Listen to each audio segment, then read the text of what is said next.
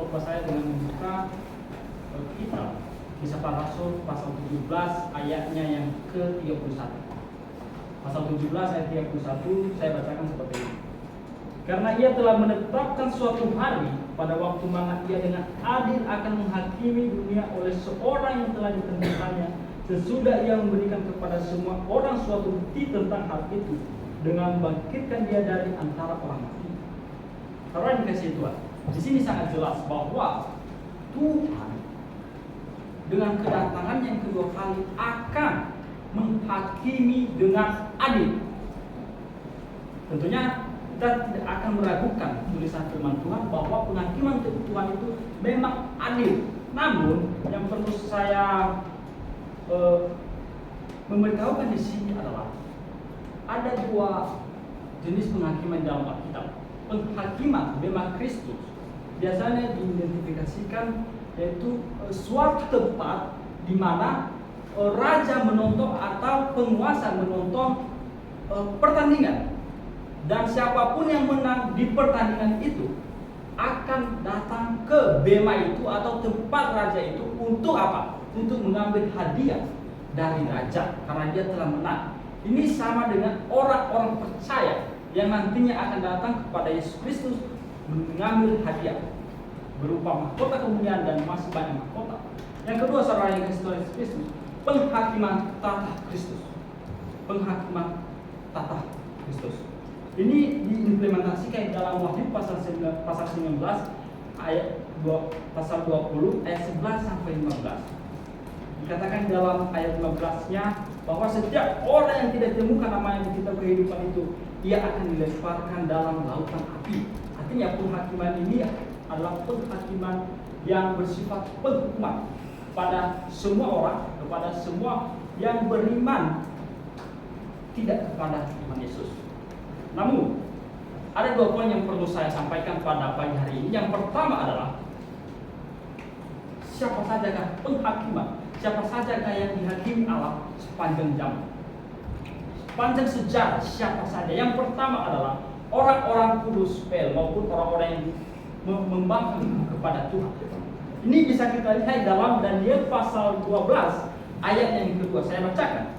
Dan banyak dari antara orang-orang yang telah tidur di dalam debutan akan bangun, sebagian untuk mendapat hidup yang kekal, sebagian untuk mengalami kehinaan dan kengerian yang kekal.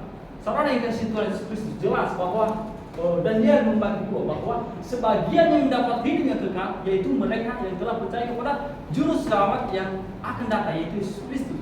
Dan sebagian orang-orang yang mendapat kengerian yang kekal. Siapakah mereka? Mereka adalah orang-orang yang tidak percaya pada saat itu, orang-orang yang menyembah berhala, orang-orang yang tidak percaya kepada Jehovah yang hidup. Oleh karena itu Bapak Ibu yang saya kasih dalam Tuhan Yesus Kristus, ini pun terjadi sebelum milenium. Penghakiman ini terjadi sebelum milenium. Orang-orang yang telah mati di dunia lama. Yang kedua adalah bangsa-bangsa di dunia ini. Bangsa-bangsa di dunia ini merupakan subjek untuk pada penghakiman Allah.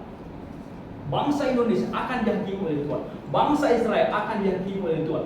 Apa yang dihakimi? Iman, perbuatan menjadi hal yang perlu dinilai oleh Tuhan. Menjadi sesuatu hal yang dinilai oleh Tuhan. Apakah imannya sudah benar? Apakah perbuatannya ketika dia di dunia ini benar atau tidak? Jika tidak, maka Tuhan akan menghakiminya dengan kekuatan, dengan tangan yang kuat. Oleh karena itu Bapak Ibu yang dikasihi Tuhan, kita adalah bangsa Indonesia, dan dalam bangsa Indonesia ini beragam. Baik ada orang Kristen. Apakah iman kita sudah benar saat ini? Apakah kita sudah percaya Tuhan? Apakah kita sudah mengakui bahwa Tuhan Yesus mati di atas kayu salib untuk menebus dosa kita, dan kita mau hidup bagi Dia? Saudara yang dikasihi Tuhan Yesus Kristus, yang ketiga yang akan dihakimi oleh Tuhan adalah malaikat. Malaikat pun dihakimi oleh Tuhan. Ini pun kita bisa lihat dalam 1 Korintus pasal 6 ayat 3. Saya bacakan seperti ini. Dia tahukah kamu bahwa kita menghakimi malaikat-malaikat? Di sini Rasul Paulus mengisyaratkan dirinya. Dia berbicara kepada jemaat. Kita jemaat ini yang ada di sini yang telah percaya akan menghakimi malaikat-malaikat. Jadi Bapak Ibu yang dikasih Tuhan Yesus Kristus, jika jemaat di sini ingin bersama-sama dengan Tuhan nantinya mau menghakimi malaikat-malaikat yang telah melawan Tuhan, yang mau menyaingi Tuhan, yang telah melewati batas-batas mereka, akan kita hakimi bersama-sama dengan Tuhan. Saya jelaskan di sini bahwa ini terjadi pada akhir tribulasi. Saudara yang dikasih Tuhan Yesus Kristus, setelah kita tahu sebagian besar orang-orang yang akan dihakimi oleh Tuhan, maka saya akan membuka poin kedua saya, yaitu apa isi penghakiman Allah? Apa isi penghakiman Allah? Jadi setelah kita tahu siapa saja orang-orang yang dihakimi Allah, ternyata orang-orang perjanjian lama, ternyata bangsa-bangsa, ternyata malaikat-malaikat, maka apa isi penghakiman Allah itu? Yang pertama adalah di dalam penghakiman Allah ada penghukuman. Di dalam penghakiman Allah ada penghukuman, saudara. Ini kita lihat dalam Wahyu pasal 19 ayat 16, berbunyi seperti ini.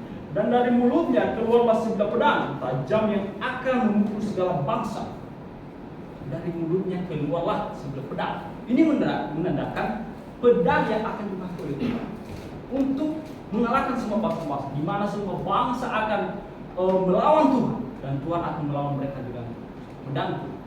Saudara yang dikasih Tuhan Yesus Kristus, dilanjutkan bahwa dan ia akan mengembalakan mereka dengan gada besi, dan ia akan memeras anggur dan kilangan anggur. Gada besi, saudara yang dikasih Tuhan Yesus Kristus, ini menunjukkan bahwa dengan tangan yang kuat Tuhan akan menghakimi. Dengan tangan yang besar Tuhan akan menghakimi bangsa-bangsa, menghakimi perbuatan mereka, menghakimi segala sesuatu yang mereka lakukan, iman mereka, perbuatan mereka, dan segala sesuatu yang berkaitan dengan Tuhan akan dihakimi oleh Tuhan Yesus Kristus. Saudara yang dikasih Tuhan Yesus Kristus, dan dikatakan di sini, Dia akan memeras anggur di dalam kilangan. Ini sama artinya, saudara bisa mempraktikannya atau bisa membayangkan bahwa anggur dikasih dalam kilangan itu diperas, mengeluarkan air yang membuktikan bahwa betapa ngerinya penghakiman Allah itu. Karena itu sama artinya ada tekanan kepada orang-orang yang akan dihakimi oleh Tuhan, bahwa itu benar-benar penghukuman yang sangat besar sekali. Saudara yang dikasih Tuhan Yesus Kristus, selain itu siapa lagi yang akan dihakimi oleh Tuhan? Ternyata di dalam Matius pasal 23 ayat 14 menyatakan siapa aja yang dihakimi oleh Tuhan. Yang pertama adalah orang-orang munafik. Sebab kamu menelan rumah janda-janda, sedang kamu mengelabui mata orang dengan doa yang panjang-panjang. Orang-orang munafik akan dihakimi oleh Tuhan. Bahkan artinya apa di sini? Orang-orang yang menyesatkan, orang-orang yang mengajarkan kesesatan akan dihakimi oleh Tuhan. Saudara bertanya kepadanya, kenapa engkau mengajarkan baptisan baik? Kenapa engkau berkamuflase, berdoa panjang-panjang, memberikan pengajaran yang tidak sesuai dengan firman Tuhan? Tuhan akan bertanya. Bahkan di frase terakhirnya Tuhan menyatakan di situ, saudara, kamu pasti akan menerima hukuman yang lebih berat. Ternyata penyesat di dunia ini yang menyesatkan orang dan keselamatan dengan banyak hal doktrin yang lain akan dihakimi lebih berat oleh Tuhan. Karena itu Bapak yang dikasih Tuhan, Bapak Ibu saya katakan di dalam penghakiman ada penghukuman Tuhan. Dalam penghakiman ada penghukuman Tuhan. Yang kedua, saudara yang dikasih Tuhan Yesus Kristus, apa isi penghakiman Allah? Di dalam penghakiman Allah ada pengharapan. Di dalam penghakiman Allah ada pengharapan, di mana seseorang akan mendapat harapan bahwa dia akan mendapat mahkota dan banyak lagi. Saudara yang dikasih Tuhan Yesus Kristus, kita bukan dalam Lukas pasal 14 ayat 14 berbunyi seperti ini. Dan engkau akan berbahagia karena mereka tidak mempunyai apa-apa untuk membalasnya, sebab engkau akan mendapat balasnya pada hari kebangkitan orang benar. Orang-orang benar itu. Jadi saudara yang dikasih Tuhan Yesus Kristus, kita akan mendapat balasan pada hari apa? Pada hari kebangkitan orang-orang benar. Bahwa apapun yang kita kerjakan di dunia ini, pergi penginjilan, pergi mencari jiwa, menyatakan kebenaran baik atau tidak baik waktunya, akan dinilai oleh Tuhan, akan membalasnya, akan dibalas oleh Tuhan. Oleh karena itu, marilah kita bekerja segiat-giatnya untuk Tuhan, mengajarkan kebenaran, karena di dalam Lukas pasal 14 ayat 14 memberikan isyarat kepada kita bahwa kita akan mendapatkan balasan dari Tuhan. Kita bisa lihat dalam Kolose pasal 3:23, di situ ada kata menanggung. Kata kerja menanggung dalam bahasa Yunani adalah omijo, yang sama dengan kata memperoleh yang diperkuat dalam Korintus pasalnya yang ke-5 ayat 10, bahwa setiap orang memperoleh apa yang diterimanya. Bahwa setiap orang memperoleh apa yang diterimanya. Apa yang kita peroleh? Apa yang kita peroleh? Yang kita peroleh adalah mahkota yang dijanjikan oleh Tuhan, mahkota kemuliaan, mahkota kehidupan, dan masih banyak lagi hadiah yang dijanjikan oleh Tuhan. Bahkan Tuhan berkata ketika dia pergi ke surga, aku pergi untuk menyediakan rumah untuk kita. Untuk siapa? Untuk yang percaya saja. Maka Bapak Ibu yang dikasih Tuhan Yesus Kristus, pertanyaan, apakah kita sudah percaya? Apakah kita sudah siap? Apakah kita sudah memberikan syarat, menyatakan bahwa Tuhan, syarat untuk pergi ke rumah Bapa untuk mendapat mahkota itu adalah percaya kepada apa kita sudah melakukan demikian. Jika Bapak Ibu belum menerima Tuhan, maka sepatutnya Bapak Ibu untuk apa?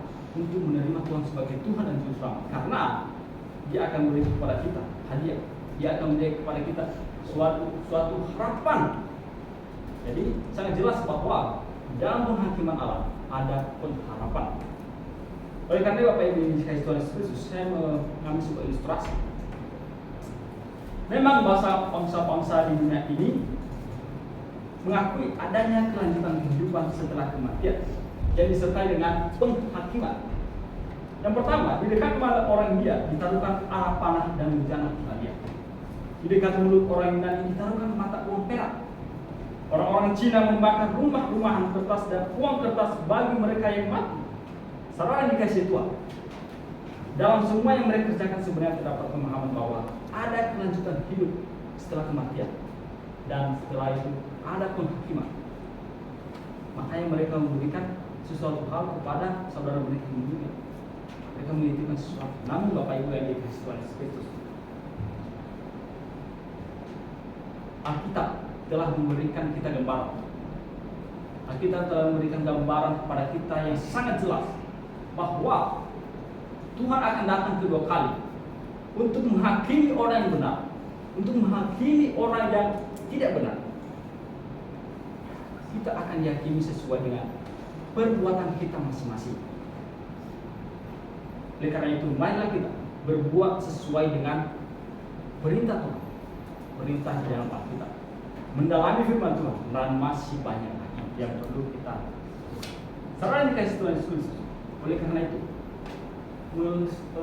untuk kesimpulan yang saya sampaikan pada pagi hari ini, bahwa iman kita, perbuatan kita akan dihakimi oleh Tuhan dengan seadil-adilnya. Saudara yang dikasihi Tuhan Yesus, kita tidak bisa lari ketika Tuhan membuka buku kehidupan. Ketika apakah nama kita ada di situ atau tidak ada, apakah kita mendapat hadiah atau tidak ada. Karena apa yang kita ikatkan di dunia akan terikat di surga. Apa yang kita lakukan di dunia ini akan tertulis di surga, dan Tuhan akan memperlihatkan kepada kita nanti apa yang telah tertulis. Oleh karena itu, saudara yang dikasihi Tuhan Yesus Kristus, percayalah, karena di depan kita ada penghakiman.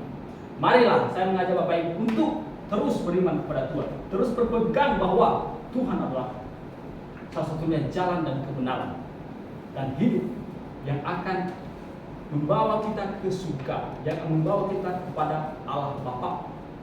Dan saya ucapkan terima kasih. Maranatha.